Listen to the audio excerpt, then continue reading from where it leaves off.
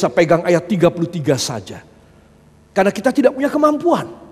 Karena kita tidak punya alasan yang kuat untuk kita mendapat pertambahan dan penambahan dari Tuhan. Kita tidak mampu mencari kerajaan Allah dan kebenarannya terlebih dahulu kalau kita tidak sadar tentang ayat 21. Itu sebab ayat 21, karena di mana hartamu berada, di situ juga hatimu berada. Jadi saudara dan saya harus sadar, selama saya menyimpan sesuatu harta yang jelek di dalam hati saya tidak mungkin mendapatkan sorga. Ketemu sama Tuhan tidak bisa. Doa aja sulit banget. Mendengar firman sulit menangkapnya. Datang mau setia berbakti kepada Tuhan, wegah dan ogah-ogahan. Kenapa? Karena ayat 21 kita belum clear. Harta macam apa? Coba kalau hartanya, harta yang bagus, yang mulia dan kudus ada dalam hati saudara. Ayat 33, mudah dan lancar. Amin. Itu sebab masalahnya sekarang bukan pada ayat 33. Tuhan mau nambahi saya apa tidak. Masalahnya adalah saya mau melepaskan harta yang jelek, yang busuk, yang berdosa dari hati saya apa tidak. Masalahnya di ayat 21. Tidak pada ayat 33. Sebab itu para kekasih, saya ingin mengajak semua saudara, sekali lagi kita membacanya. 1, 2, karena di mana hartamu berada, di situ juga hatimu berada. Tetapi carilah dahulu kerajaan Allah dan kebenarannya, maka semuanya itu akan ditambahkan kepadamu. Amin. Beri tepuk tangan yang baik bagi dia. Nah, sekarang mulai jelas ada jalannya. Semua katakan, nah sekarang ada jalannya. Saudara, hari ini di koran ditulis Minggu Legi. Ya, tetapi saudara agak kecut sedikit. Ya, itu sebab semua katakan, nah sekarang ada jalannya. Amin. Jalannya apa? Jalannya, oh saya mau bikin beres. Modal enggak punya, kepintaran enggak punya, ijazah tidak punya. Saudara bisa bayangkan kalau saya tidak punya ini, bisa saya dipercayai orang? Enggak bisa. Walaupun saya punya KTP barangkali, saya punya kakak. Kalau saya tidak punya hal-hal yang saya sebut tadi, sulit saya mencari makan. Sulit. Saudara.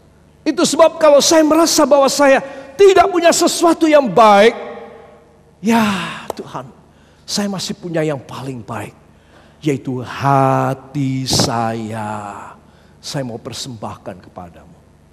Adapun isinya jelek, adapun isinya harta yang busuk, adapun hati saya isinya dosa, Bapa, hamba persembahkan dalam tanganmu. Sucikan dan kuduskan hamba. Saat hamba mendengar ini, supaya engkau berkenan memberkati hamba luar biasa. Amin.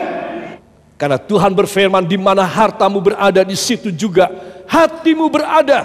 Ya saudara, maka kita perlu melihat, jangan harta ini merusak hatimu. Saudara, yang pertama, pesta, pora, dan kepentingan duniawi. Apa maksudnya? Apakah sesuatu hajatan benar, sesuatu event, celebration, ataupun sesuatu pesta party? Bukan. Pesta pora ini adalah sesuatu kesenangan dosa.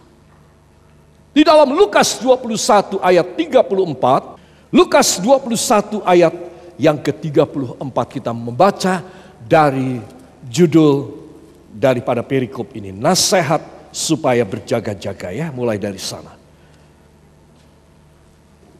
Lukas 21 ayat 34, mulai dari nasihat. 1, 2, nasihat supaya berjaga-jaga. Jagalah dirimu, supaya hatimu jangan syarat oleh pesta pora dan kemabukan serta kepentingan-kepentingan duniawi. Dan supaya hari Tuhan jangan dengan tiba-tiba jatuh ke atas dirimu seperti suatu jerat. Seperti suatu jerat.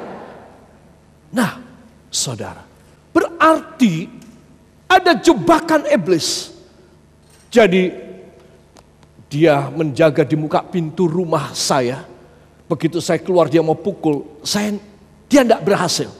Karena saya dari dalam sudah tahu dia menunggu saya. Saya keluar dari belakang dia, saya pukul dia. Oh, dia sudah tidak berani lagi dekat-dekat dengan rumah saya. Dia pergi ke depan. Dia tahu rute saya. Dia pasang jebakan di sana. Ingat anak-anakku ketika masih di pramuka, kalian bagaimana membuat jebakan, ya, bagaimana menjebak binatangkah atau lain sebagainya. Di dalam satu fox hunting, jebakan itu selalu ada. Dan iblis menjebak saya dan Anda dengan apa? Pesta pora, kemabukan, kepentingan-kepentingan duniawi. Saudara, siapa orang yang aktif, produktif, intelek, punya jabatan, tidak melakukan 3 hal ini? Saudara, orang bilang kamu kuper sekali, kamu kurang pergaulan. Saudara, nah itulah yang ditawarkan oleh duniawi. Itu sebab Yesus berfirman, jagalah dirimu supaya hatimu, katakan supaya hati saya tidak dipenuhi dengan dosa dan kepentingan duniawi. Saudara, makanya tadi dalam ayat 33 Matius pasal yang ke-6, Yesus bersabda, supaya kita mencari kerajaan Allah dan kebenarannya lebih dahulu, baru dia akan menambahi kita. Saudara, supaya apa? Supaya dia kasih jalan yang lain. Ini loh anakku, aku menekankan kamu jangan pakai jalan sana ya. Ini pakai jalan ini kamu mesti hebat, kamu mesti sukses, bahkan kamu bisa mudah jaya. Tetapi kalau kamu pakai jalan ini anakku, kamu kejebak. Kamu masuk dalam trap dan kamu tidak bisa keluar. Saudara yang kekasih, ketika saya masih remaja, saya suka sekali membaca buku-buku petualangan dari Carol May, Winnetou, ya, Old Shattered Hand, dan lain sebagainya. Dan saya membaca bagaimana orang-orang ini saling bermusuhan, bagaimana dengan cara keras, apa cara tipu daya, itu bisa menjebak dan membuat mati musuhnya, ataupun membuat sengsara musuhnya, ataupun setelah dia terjebak kasih penawaran dealing, kamu mau kerja sama-sama aku apa tidak, untuk mencari harta yang emas yang luar biasa itu, mencari intan dan berlian itu, kamu kerja sama-sama aku apa tidak? Kalau tidak, kamu tak biarin sini, 7 hari kamu mati, atau mungkin setengah hari binatang buas datang makan kamu habis, atau ayo kita kerja sama. Kita bikin perjanjian, bagaimana? Ya, perjanjian Indian harus pakai apa, makan apa, minum apa, bagaimana? Saudara, nah, saya membaca itu asik sekali ya. Saudara, bagaimana orang bisa terjebak, bagaimana orang bisa diyakinkan karena dia sudah terjebak. Kalau saya belum terjebak, saudara, maka saya mudah berkata, tidak.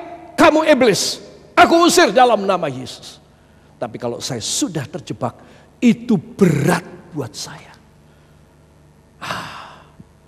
Dia membuat tawaran dealing kerjasama dengan saya. Timothy, kamu sudah terjebak. Mau mati di sini, terserah kamu. Hanya kebaikanku saja, kata iblis. Aku membiarkan kamu hidup, asal kamu kerja sama-sama aku. Saudara, jadi di situ maksud dia membuat jebakan buat Timothy ini, supaya si Timothy ini terjebak, mau tidak mau penolongnya cuma dia. Oh, begitu pintar iblis. Itu sebab segala kepentingan duniawi dan keinginan pesta pora ini hanya akan menjebak seseorang. Harus diingat, Saya bersyukur anak-anak saya masih muda di sini. Pasangan suami istri masih muda. Cukup rohani, bisa menjaga. Aku tidak mau terjebak. Saudara, orang-orang tua kita juga. Tetapi kalau kita biasa aja, kita sembrono, kita mesti terjebak. Saudara, kalau kita sudah terjebak, tinggal kita, aku mati di sini tidak apa-apa. Asal aku bersih, atau baik kita kerjasama deh. Saudara, maka itu seorang anak Tuhan, dia harus ingat baik-baik.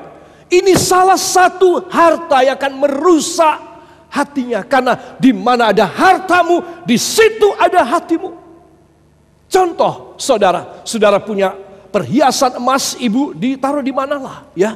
Disembunyikan di mana, di rumah, atau di dapur, atau di kamar mandi, atau di loteng, atau di bawah tanah. Saudara coba, kepikiran terus enggak? Kepikiran pasti. Saudara pergi kemana, sejauh apapun di ujung bumi, engkau tetap kepikiran di tempat itu yang orang lain tidak tahu.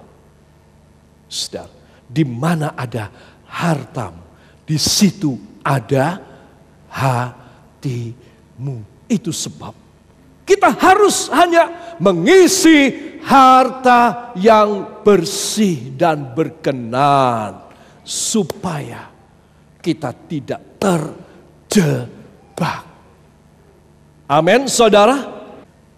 If we only put something that negative, sinful things or actions in our heart, in our mind, in our action, our words and sentences, then we are under the judgment of God and nothing is good in our life.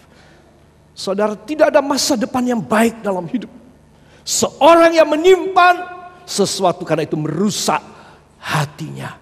Kalau sampai hati saya rusak, hati saudara rusak, saudara, engkau tidak boleh menyalahkan siapapun. Istrimu, suamimu, tidak boleh kau salahkan. Saudara, kau harus menyalahkan dirimu sendiri dan bertobat datang kepada Tuhan. Saudara, sebab setiap anak-anak Tuhan, dia harus pegang perjanjian. Tuhan, saya mau mengisi harta yang kudus, harta yang benar, harta rohani. Amin. Semua yang mau katakan Tuhan Yesus. Angkat tangan kanan saudara. Tuhan Yesus, hamba mohon mulai saat ini Engkau mengisi hati hamba dengan perkara rohani yang safe, yang menuju ke sorga. Maka hamba percaya semua yang lain yang baik akan ditambahkan dalam nama Yesus. Dalam nama Yesus. Karena bukan hamba yang bekerja, melainkan Engkau yang bekerja. Ucapkan terima kasih anak-anak Tuhan. Anugerahnya luar biasa. Jangan kecil hati, jangan terjebak hanya di dalam nama Tuhan Yesus Kristus, Juru Selamat dan Penebus kami. Kita yang percaya mengaminkan. Amin. Haleluya.